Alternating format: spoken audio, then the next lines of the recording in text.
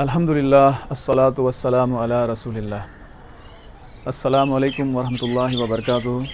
Today we are going to discuss the chapter electrostatic and electrostatic, and we can see that it has two words or combination of two words, electro and static.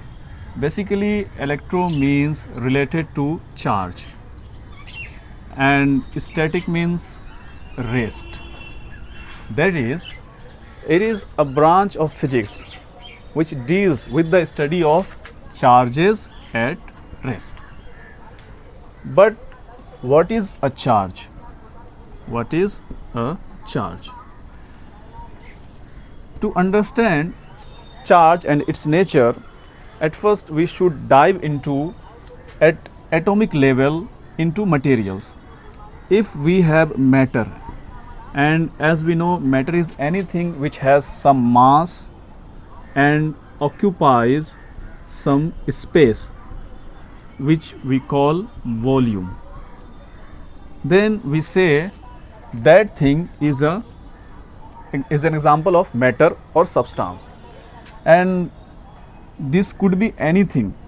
For example, an ant, this is matter. Similarly, marker, this is matter, material. Market, not market, marker. And similarly, whiteboard, all these things are matter.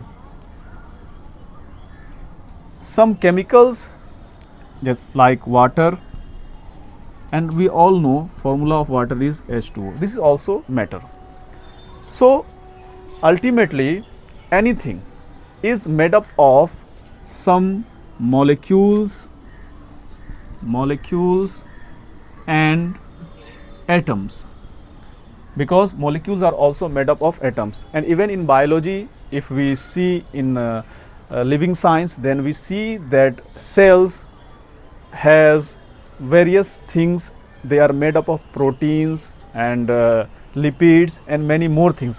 All these things are macromolecules made up of molecules and ultimately or eventually atoms. That is, anything around you, whatever you see, that is made up of atom. And atom, if we zoom out, we find atom has a certain structure, and there is a central region inside an atom which is known as nucleus. In nucleus, there are some particles, and those particles are protons and neutrons. And outside of the nucleus, there are some other particles known as electrons. Protons, neutrons and electrons. These three particles are called subatomic particles or fundamental particles. These fundamental particles or subatomic particles, because present in atom and everything is made of atoms, therefore we can say that everything contains protons, neutrons and electrons. And proton, when we place a proton and another proton in their vicinity or together, they are found to repel each other. They do not want to be at the same place. They will try to escape from one another. And even if we put an electron and another electron together, then they also want to escape one another. What does it mean? It means that there is acting some force between these two electrons and between these two protons. Now, in third case, if we put a proton and an electron together, what we find? We find that these two particles do not escape one another, but instead they attract each other and they move towards each other. It means there is something on these particles which cause these repulsion or attraction. This something is known as charge or electric charge. And just traditionally, or conventionally, electron has been assigned a negative charge, proton has been assigned a positive charge, and we say there exist two types of charges. That is, whenever there is material, there will be atoms, there will be electrons, protons, and there will be charge.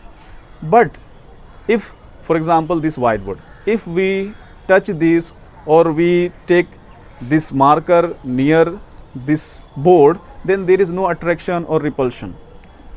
It means these things are neutral. Why? Because as we know, atoms electrically are neutral. Why? Because they contain equal number of electrons and protons.